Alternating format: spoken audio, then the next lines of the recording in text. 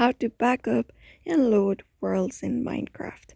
Hello everybody, in today's video we are going to teach you how, so let's start. First thing first, you may open up Minecraft into your device and you should be finding this Windows up here. Go ahead and select up single player from the options. Once you go ahead and select that, you can select up the world which you would like to back up from the given worlds. So just go ahead and select one of them and click on edit. And once you do that, you can click on make backup option on the third. Just go ahead and click on it and save. Once that is done, your file will be backed up, for example size 10 MB. Depending upon how much you spend your time on the world, the size of the world is, so it may take time for backup depending upon the size. Once that is done, you can just go ahead and open up the backup world. So just go ahead and select up the backup world again and click on edit. Like this, just select and click on edit.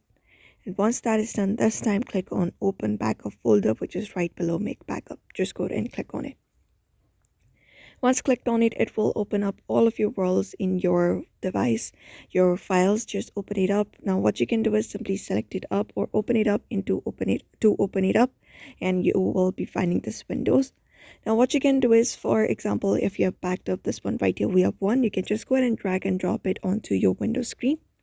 And when you do, you can just go to .minecraft again, and from here you can go to this option called saves. This one right here, just go ahead and click on it. After going over the saves, you will be finding all of your worlds all together. Now with this here, you can just go ahead and drag and drop your backed up example right here in this section, and when you do, it will be available here. And that is it. That is how you back up and load your Minecraft world. So I hope this video was helpful. Give it a thumbs up and subscribe for more tips and tutorials, and we will see you on the next video.